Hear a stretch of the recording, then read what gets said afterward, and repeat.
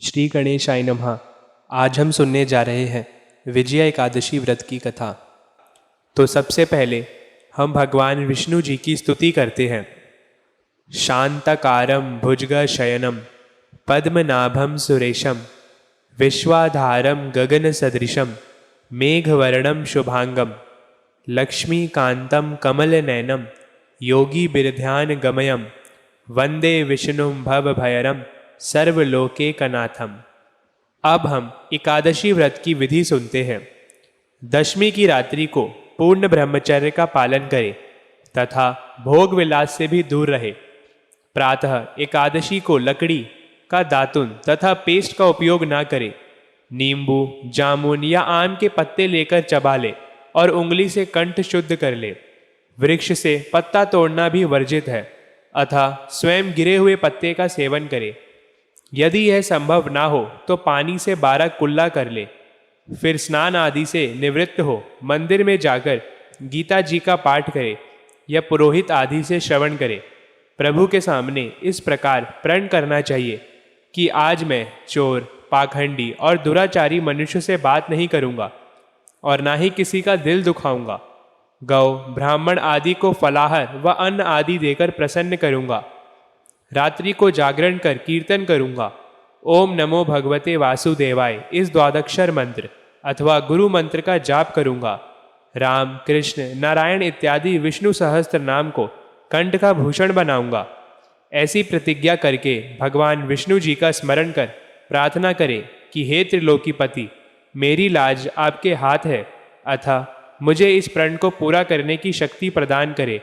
मौन, जप, शास्त्र पठन, कीर्तन, रात्रि जागरण एकादशी व्रत में विशेष लाभ पहुंचाते हैं। एकादशी के दिन अशुद्ध द्रव्य से बने पेय ना पिए। कोल्ड ड्रिंक्स, एसिड आदि डाले हुए फलों के डिम्बाद रस को ना पिए। 2 बार भोजन ना करें। आइसक्रीम व तली हुई चीजें ना खाए। फल अथवा घर में निकाला हुआ फल का रस अथवा थोड़े दूध या जल पर रहना विशेष लाभदायक है। व्रत के दशमी, एकादशी और द्वादशी इन तीनों दिनों में कांसे के बर्तन, मांस, प्याज, लहसुन, मसूर, उड़द, चने, कोदो जो कि एक प्रकार का धान होता है, शाक, शहद, तेल और अधिक जल का सेवन, इन सभी चीज़ों का सेवन ना करें। व्रत के पहले दिन दशमी को और दूसरे दिन द्वादशी को हविष्यान, जौ, गेहूँ, मूंग, सेंधा नमक, काली मिर्च, शर्करा और गौघृत आदि का 1 बार भोजन करें। फलाहारी को गोभी, गाजर, शलजम, पालक, कुल्फा का साग इत्यादि सेवन नहीं करना चाहिए। आम, अंगूर, केला, बादाम, पिस्ता इत्यादि अमृत फलों का सेवन करना चाहिए। जुआ, निद्रा, पान, पराई निंदा, चुगली, चोरी, हिंसा, मैथुन, क्रोध तथा झूठ कपट आदि अन्य कुकर्मों से नितांत दूर रहना चाहिए। भूलवश किसी निंदक से बात हो जाए तो इस दोष को दूर करने के लिए भगवान सूर्य के दर्शन तथा धूप से श्री हरि की पूजा कर क्षमा मांग लेनी चाहिए। एकादशी के दिन घर में झाड़ू नहीं लगाए, इससे चींटी आदि सूक्ष्म जीवों की मृत्यु का भय रहता है। इस दिन बाल नहीं कटाए, मधुर बोले, अधिक ना बोले। अधिक बोलने से ना बोलने योग्य वचन निकल जाते हैं। सत्य भाषण करना चाहिए। प्रत्येक वस्तु प्रभु को भोग लगाकर तथा तुलसी दल छोड़कर ग्रहण करनी चाहिए। एकादशी के दिन किसी संबंधी की मृत्यु हो जाए तो उस दिन व्रत रखकर उसका फल संकल्प करके मृतक को देना चाहिए और श्री गंगा जी में अस्थि प्रवाहित करने पर भी एकादशी व्रत रखकर व्रत फल प्राणी के निमित्त दे देना चाहिए। प्राणी मात्र को अंतर्यामी का अवतार समझकर किसी से छल कपट नहीं करना चाहिए।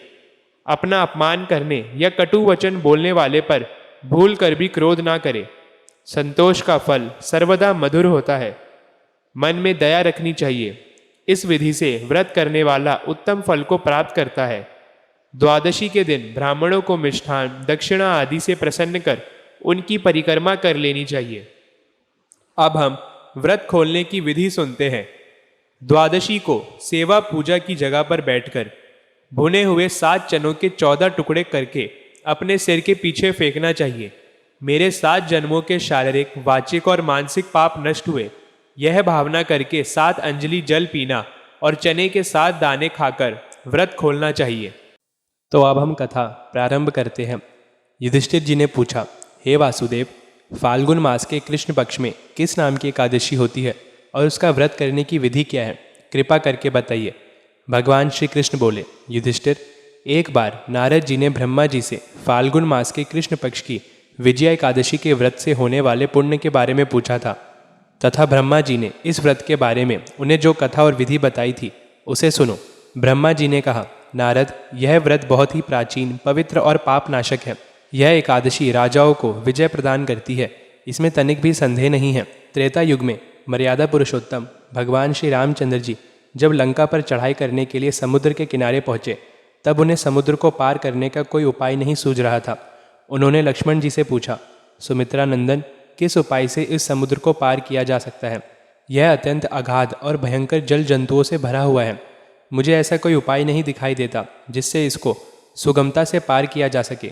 लक्ष्मण जी बोले, हे प्रभु, आप ही आदिदेव और पुराण पुरुष पुरुषोत्तम हैं। आपसे क्या छिपा है? यहाँ से आधे योजन की दूरी पर कुमारी द्वीप में बकदालभ्य नामक मुनि रहते हैं। आप उन प्राचीन मुनीश्वर के पास जाकर उन्हीं से इसका उपाय पूछिए। श्री रामचंद्र जी महामुनि बकदालभ्य के आश्रम पहुँचे और उन्होंने मुनि को प्रणाम किया। महर्षि ने प्रसन्न होकर श्री राम जी के आगमन का कारण पूछा। श्री रामचंद्र जी बोले, ब्राह्मण, मैं लंका पर चढ़ाई करने के उद्देश्य से अपनी सेना सहित यहाँ आया हूँ। मुने, अब जिस प्रकार समुद्र पार किया जा सके कृपा करके यह उपाय बताइए। बकदालभ्य मुनि ने कहा, हे श्री राम जी, फाल्गुन मास के कृष्ण पक्ष में जो विजया नाम की एकादशी होती है उसका व्रत करने से आपकी विजय होगी। निश्चय ही आप अपनी वानर सेना के साथ समुद्र को पार कर लेंगे। राजन, अब इस व्रत की फलदायक विधि सुनिए। दशमी के दिन सोने, चांदी, तांबे अथवा मिट्टी का एक कलश स्थापित कर उस कलश को जल से भरकर उसमें पल्लव डाल दे। उसके ऊपर भगवान नारायण के स्वर्णमय विग्रह की स्थापना करे। फिर एकादशी के दिन प्रातःकाल स्नान करे। कलश को पुनः स्थापित करे। माला, चंदन, सुपारी तथा नारियल आदि के द्वारा विशेष रूप से उसका पूजन करे। कलश के ऊपर सप्त धान्य और जौ रखे। गंध, धूप, दीप और भांति भांति के नैवेद्य से पूजन करे। कलश के सामने बैठकर उत्तम कथा वार्ता आदि के द्वारा सारा दिन व्यतीत करे और रात में भी वहाँ जागरण करे। अखंड व्रत की सिद्धि के लिए घी का दीपक जलाए। फिर द्वादशी के दिन सूर्योदय होने पर उस कलश को किसी जलाशय के समीप, नदी, झरने या पोखर के तट पर स्थापित करे और उसकी विधिवत पूजा करके देव प्रतिमा सहित उस कलश को वेद वेत्ता ब्राह्मण के लिए दान कर दे। कलश के साथ ही और भी बड़े बड़े दान देने चाहिए। हे राम जी, आप अपने सेनापतियों के साथ इसी विधि से प्रयत्नपूर्वक विजया एकादशी का व्रत कीजिए। इसमें आपकी विजय होगी।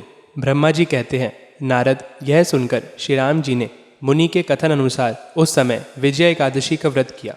उस व्रत के करने से श्री रामचंद्र जी की विजय हुई। उन्होंने संग्राम में रावण को मारा, लंका पर विजय पाई और माँ सीता को प्राप्त किया।